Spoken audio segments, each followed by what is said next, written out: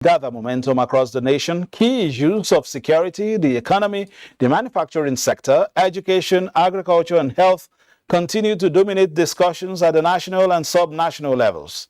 In the political parties proper, the political wind vane is working overtime to get the direction of thought as key players cross carpet, pitch new tents, and preach different messages as the already conscientized electorate waits to determine where the pendulum will swing.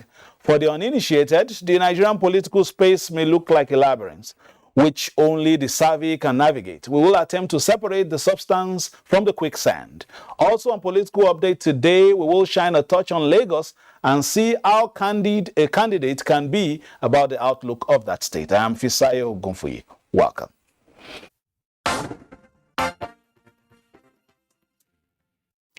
Political parties and candidates making negative comments during campaigns are to be arrested, while those engaged in vote trading during elections have the Economic and Financial Crimes Commission, EFCC, and the Independent Corrupt Practices and Other Related Offences Commission, ICPC, to contend with. INEC Chairman Professor Mahmoud Yakubu gave the warning at an interagency consultative meeting on election security. Beyond vote buying, there must also be decisive action against negative mobilization, incitement, and violence during the electioneering campaign. It is exactly 1 month since the commencement of campaign by political parties on 28 September 2022. Yet, the incidence of physical attacks on supporters and destruction of campaign materials across the country is worrisome. We should tackle this smoke before it snowballs into a major inferno. The effective enforcement of our electoral laws is the best way to deal with the menace. We should work together to ensure the arrest and prosecution of violators of the provisions of especially sections 92 to 93 of the Electoral Act 2022. While security agencies strategize new measures to counter the rising wave of violence in the polity, the NSA hope that the second phase of the signing of peace accord by the National Peace Committee, scheduled for January 2023, will be fruitful in de-escalating the violent trend.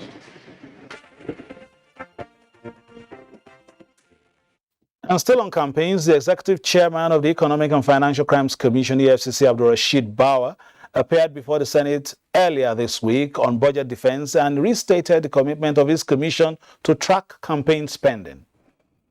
We are trying to ensure that illegitimate funds are not finding their way into our own electoral processes, and for those that are vote buying, we continue to arrest them, work hand in gloves with INEC to ensure that the cases are in court.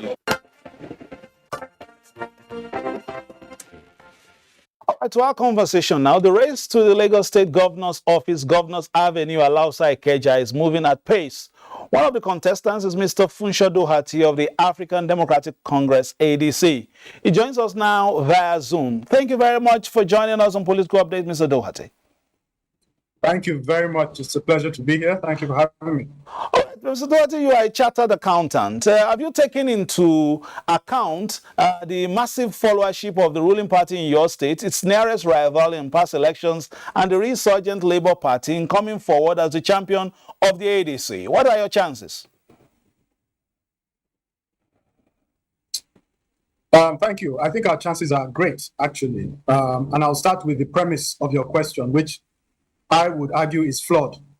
There's this narrative, and I would argue it's a false narrative of dominance of the APC in Lagos State. In questioning that, we have to interrogate the numbers. I'm not talking about APC alone. I'm talking about its closest challengers in the past race, and also the what they call the obedience at this time. No. So what I'm saying is that look, in this election, we're going to see a substantial increase in voter turnout. And we believe that when you see a substantial increase in voter turnout, remember that Lagos has had the lowest voter turnout nationwide at about 15%. The national average, as you know, is about 30%. when you have a large increase in voter turnout, the outcome is determined by where that large increase determines to pitch its tent. And so we argue that it's unlikely that this large tent will be pitched for the ruling party, because many of these will come out in opposition to the ruling party. And we believe that as a challenger with a strong track record, with a strong history of personal integrity, with the character and the competence to bring to the office, that we are in a very strong position when people make that choice to determine who will govern them for the next 4 years. All right, let's move on to, the meat of the matter. In terms of the administrative interventions you intend to make, can we have a sneak peek at the sectors or the key sectors you see as priority? So there are a number. The first I will start with, and we have something we call a tiger agenda for Lagos, but I will start with the foundation, which is government reform, which is reform of the government and the public sector. We believe that this is something that is fundamental for Lagos State in particular, in addition to the rest of the country, but Lagos State in particular. What do we mean by this? First, we will ensure that public workers are well compensated, and then we will insist, having addressed the issue of compensation, we will insist that any holder of public office, whether as a civil servant or as a political office holder, must hold that office to the benefit of the people, must act with integrity, must act with accountability. We will strengthen the Attorney General's office. We will strengthen the instruments of surveillance, of enforcement, of audit, and we will prosecute people where necessary. We will hold ourselves as leaders to the same standard, and we will hold ourselves to the same requirements that we expect of our people. This way, we believe we will move the actions of government in line with the interests of the people, and we believe that decisions of government will better reflect those things that are needed to improve the quality of life of the average Lagosian. What has been the response? Okay. Have you made a point? So that I can move to one or two other questions. What has been the response since you began this journey, discussing with people, talking about your agenda, and what has been the response so far? I think the response has been great, and that is because people understand and feel instinctively the absence of government of the people, for the people, and by the people. What they've seen more in Lagos is government of the people, by some people, for themselves. When people consider their quality of life, whether it is having to spend 5 hours in traffic every day for many people, whether it is in the substandard care they get from health institutions, whether it's in the declining quality of products coming out of our educational system, whether it's the infrastructure, which is very challenged in Lagos, transportation, water, waste. People understand that the reason why their quality of life is the way it is because of the quality of governance that they've enjoyed over time. If we look at least one of the things, why you are saying if we look at one of the things you've just spoken about, perhaps a few people may be watching and may be in traffic. How do you intend to settle that? How do you intend to solve that? So traffic, there are multiple dimensions to the solution to traffic. The first thing is to note that Lagos is a coastal city, and not just is it a coastal city, but we have the lagoon, which also runs through the city. This is a great advantage, which I think we have not taken sufficient use of. One of the quick wins that we can bring quickly is to increase the use of the waterways. And how will we do this? We pick a few key routes, and we ensure that we have robust alternatives, vessels that people feel comfortable with, feel safe on, to traverse on those key routes. That way we decongest some of the key routes that are bottlenecks. No, Lagos has been on a rail project for almost 15 years. We believe that this is unacceptable. We do not see a lot of transparency around this. We will come in and ensure that the decisions that need to be made, people who need to be held accountable are held accountable, and that what needs to be delivered is delivered within a short period of time. And beyond that, that we expand the rail network, again, amongst key routes, to ensure that we have a working rail infrastructure. But finally, on this issue of traffic, which you raised, one of the important things which I think people do not pay sufficient attention to is the fact that even the existing road infrastructure in Lagos is not well utilized. There is a lot of chaos and disorder of the roads in Lagos. And part of that is because we have, in many cases, people who are acting lawlessly on the streets. If you talk to people, as I do, going across the local governments in Lagos, talking to the people, and I did that last week, and tomorrow again, I'm going to a couple more local governments. People complain all the time. The question of agri-roads in Lagos, the question of touts, the question of the activities of these agents of disorder, as I call them, on the roads in Lagos, is a big contributor to the traffic situation that we see in Lagos. And we think that you need a government to come in who is not beholden to these forces, who can act decisively to curb their menace. Finally, before I let you go, speak to health very quickly, if you can. So health is an important area. It's one of our cardinal pillars. Our focus on health is what I call a barbell. We have a barbell approach to it. We're going to emphasize two things: primary health on the one hand, and emergency healthcare on the other. We think that these are the two areas where we have gaps in our system. In the middle, which is where you have chronic healthcare, we believe that we do a reasonably good job, because there you have time, and you can basically take your time in making the decisions that you need to. So in Lagos, we will ensure that people are health seeking. And how do we make people health seeking? By ensuring that the care that they get when they walk into a government health facility is in fact care. It's not so much about the equipment, it's not so much about the buildings. It is about the processes, the people, how are they remunerated, how are they monitored, how are they supervised, how do you monitor the quality in those institutions? We will do that, and we will ensure that people, when a mother, for example, has a child who has a fever, she doesn't think twice before taking that child very quickly to a health facility before that situation gets more serious. That's primary health care. On the emergency health care, we believe that critical care is an important element. It is a lacking element in Lagos. The government will partner with the private sector and invest, if necessary, to ensure that Lagos, which, by the way, is not a very large geographical area, has key emergency facilities at crucial areas across the state, such that we are not losing life that could easily be saved by quick intervention. And these two elements of the barbell will form the center of our health strategy. All right, let's before I let you go, I need to ask, this is interesting. I don't take it as some kind of patronage. You have this preppy Ajabota look. Have you been able to reach out to, the grassroots per se, and get their buy-in? You've spoken so eloquently on the program, but have you been able to reach down and, get their buy-in on this project? So you suppose come with me when I go campaign. I go tomorrow. Maybe you will come join me. All right, so Mr. Doherty, it's been lovely. I'll get here on Sunday, so come with me and we'll do it together. All right, so we will reach you again in the course of your efforts and wish you the very best. That's Mr. Funsho Duarte of ADC in Lagos. Let's move on now. With the Electoral Act 2022 in place, there is hope for the outcome of the 2023 general elections. That it will reflect the will of the citizens. Chairman, Inter-Party Advisory Council, Yabagisani, said this when a delegation from ECOWAS pre-election fact-finding mission visited him in the council in Abuja recently. An ECOWAS delegation on a fact-finding mission on Nigeria's preparedness ahead of the 2023 polls.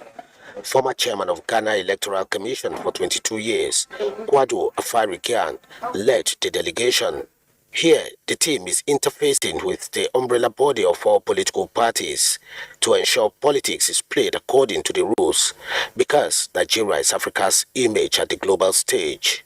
Dialogue among yourself, dialogue with the election commission. And if you go and ask something to be done, let's make sure that a lot of the parties, at least a lot of the parties, agree that it will be done. And then you must have reasons why it should be done. IPAC Chairman Yabagi Yusuf Sani restated the Council's commitment to credible elections and urged ECOWAS to continue to show interest to ensure that the elections were free and fair. As IPAC, we're happy that INEC is doing quite a lot in terms of bringing to bear all that is required to ensure that we have credible, peaceful, reliable, and all-inclusive elections by way of digitalizing the process and by our own commitment. They have shown that they are ready to give their all to ensure that the outcome of this election is something that not only Nigeria, but Africa as a continent will be proud of. The council promised genuine collaboration with other stakeholders towards a better election. The Labour Party this week released a comprehensive campaign council list to organize its presidential campaign. The 1,453-member council retains former senior special assistant on public affairs to President Goodluck Jonathan, Dr. Doyin Okupe, as Director General, Mohamed Zarewa as Chairman, and Party Organizing Secretary Clement Ojukwu as Campaign Council Secretary. This campaign council, no doubt, will be leading the presidential campaigns. And we are very confident that Nigerians will support us because we have the best of programs. We parade men of integrity, we parade men of dignity, and we believe that we have what it takes to be able to win the election and then provide a leadership for the country that will be able to change the narratives of the country. The Tinubu-Shettima presidential ticket is receiving more support from the party faithful at the state level. A solidarity walk and a rally recently held in Ogbomoso, Oyo State, to canvass support for the APC presidential candidate. Attended by party faithfuls across the 5 local government areas of Ogbomoso, the Tinubu-Shettima rally began at the Randa residence of the late Alao Akala and was terminated at Ojagbo. Chairman of the All Progressive Congress in Oyo State, Isaac Omodewu, said the rally has shown that the party's candidates will be re-elected to bring in more progress to the state and country. This economy, it doesn't affect only Nigeria alone, but different the whole countries in the world. Our president and his cabinet, they are doing their best. That is why we are saying that we should continue by giving the baton to our next president, inshallah, Asiwaju Bola Ahmed Tinubu. Candidates of the All Progressive Congress contesting in the forthcoming general election noted that Tinubu-Shettima presidency would chart a progressive course for the nation. The purpose of this rally is to flex muscle. We're not going to mess around with that. We want to flex muscle. We have a good product to sell in Asiwaju Bola Ahmed Tinubu. That's what it's all about. We flexed our muscle in Ibadan. We'll flex our muscle here again, and we'll keep on flexing it until we win the election. We want to show to the whole world that Ogbomoso zone is for APC. Nothing more, nothing else. We gathered here this morning to work for Tinubu-Shettima. And what is happening here in Ogbomoso today is unprecedented. By the special grace of God, Tinubu is winning.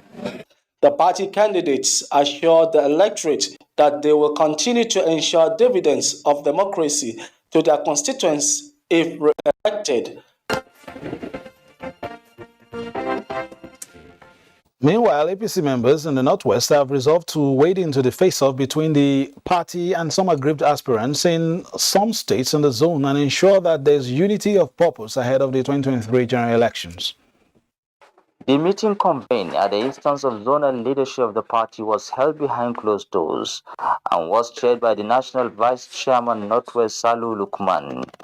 It was learned that the meeting dwelt on issues relating to electioneering campaigns at state and zonal levels. All our state chairmen are much more anxious to commence the work. They are ready. They are quite ready. And from the report we have received, our members in all the states are also quite anxious, waiting for the campaign to commence. Participants also noted with concern the ongoing litigations instituted by aggrieved aspirants in some states in the aftermath of the primary elections. We believe the first thing is to take the necessary step to unite ourselves, to ensure that we forge a strong unity in the zone. Leaders of the party in the Northwest also resolved to work assiduously to ensure APC win in all elections next year. The People's Democratic Party, PDP, says it is equipping its candidates with the requisite knowledge to position them for election victory next year. Gathered here in Abuja are governorship, senatorial, House of Representatives and state houses of assembly candidates from across the country. Leadership dynamics for winning elections in Nigeria is the major agenda here. And as we are moving, consulting during this campaign, I want you to please take note in every ward you visit, or every federal constituency you visit, or every zone you visit. Take note and ask for their one or two necessary needs that will make the community happy, that will make the ward happy, that will make that federal constituency happy or that zone happy. Just take note. Participants believe that every polling unit, ward, local government and state has its own peculiarity, and it is imperative that they are understood before elections. Well, we are aspiring to be leaders of our various states and the nation as a whole. So we are teaching ourselves the critical lessons, what we should know before even assume that office. We should be able to understand the dynamics of the security in our various constituencies. That will guide us on how to go on our various campaign policies. And secondly, we need to engage, we need to know the data of various polling units. They, however, promised to remain loyal to constituted authorities.